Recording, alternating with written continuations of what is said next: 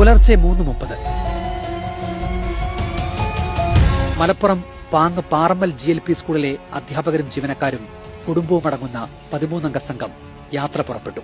പെരിന്തൽമണ്ണയിൽ നിന്ന് വാടകയ്ക്കെടുത്ത ടെമ്പോ ട്രാവലറിലാണ് യാത്ര. ലക്ഷ്യം 200 കിലോമീറ്റർ അകലെയുള്ള കോയമ്പത്തൂർ ജില്ലയിലെ അതിസുന്ദരമായ വാൽപ്പാറ. അധ്യാപകരും സ്കൂൾ ഡ്രൈവറും ട്രാവലർ ഡ്രൈവറും അടങ്ങുന്ന സംഘം യാത്ര തുടർന്നു. പട്ടാമ്പി, തൃശൂർ, ചാലക്കുടി വഴി വാഹനം മുന്നോട്ട് നീങ്ങി.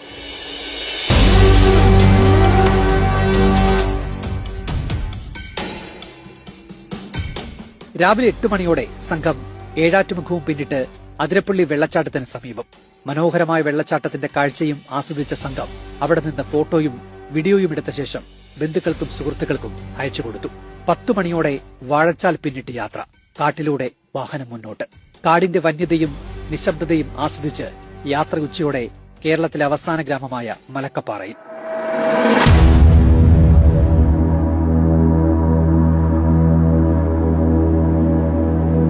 ഉച്ചഭക്ഷണത്തിന് ശേഷം യാത്ര വീണ്ടും ആരംഭിച്ചു. അടുത്ത ലക്ഷ്യം തമിഴ്നാട്ടിലെ വാൽപ്പാറ.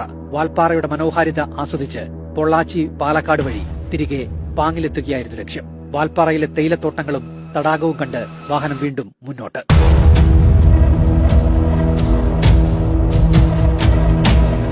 വൈകിട്ട് 4 മണിയോടെ വാഹനം വാൽപ്പാറ പൊള്ളാച്ചി റോഡിലേക്ക് പ്രവേശിച്ചു. 40 ഹെയർപിൻ വളവുകൾ അടങ്ങിയ അതീവ അപകടം പിടിച്ച വഴിയാണ് ഇനി മുന്നിൽ. ഡ്രൈവർ ഫായിസ് ശ്രദ്ധിച്ച് വാഹനം ഓടിച്ചുകൊണ്ടിരുന്നു. മുന്നിൽ കൊടും വളവുകൾ കയറി വരുന്ന തമിഴ്നാട് ട്രാൻസ്പോർട്ട് കോർപ്പറേഷന്റെ ബസ്സുകൾ കാണാം. സാവധാനം ബ്രേക്ക് പിടിച്ച് വാഹനം മുന്നോട്ട്. ഹെയർപിൻ വളവുകൾ പിന്നിട്ട് വാഹനം പൊള്ളാച്ചി ലക്ഷ്യമാക്കി നീങ്ങി. വൈകിട്ട് 5:15 13-ാം ഹെയർപിൻ വളവിൽ വെച്ച് വാഹനത്തിന് നിയന്ത്രണം വിട്ടുവെന്ന് ഡ്രൈവർ ഫായിസ് മനസ്സിലാക്കി. പെട്ടെന്ന് വാഹനത്തിൽ നിന്ന് കൂട്ട നിലവിളി. 13-ാം ഹെയർപിൻ വളവിലെ സുരക്ഷാ ഭിത്തിയിൽ ഇടിച്ച ശേഷം 800 അടി താഴ്ചയിലേക്ക് വാഹനം മറിഞ്ഞു.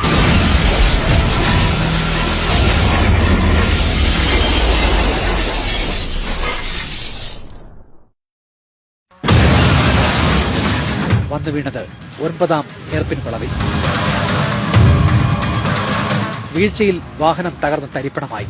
ജീവനായി അവർ നിലവിളിച്ചു. വഴിയിലുണ്ടായിരുന്ന മറ്റ് യാത്രക്കാർ ഓടിയെത്തി. പലരും സംഭവസ്ഥലത്ത് വെച്ച് തന്നെ മരിച്ചു.